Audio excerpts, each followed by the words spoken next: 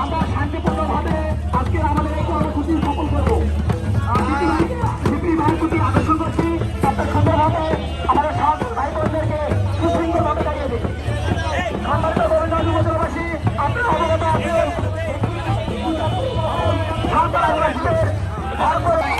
আমাদের যে সদস্যবৃন্দ আছে তাদেরকে বলতে বলেন, তারা বলছে তারা সেখানে অনুষ্ঠান করবে এবং সেখানে খাবার খাবে।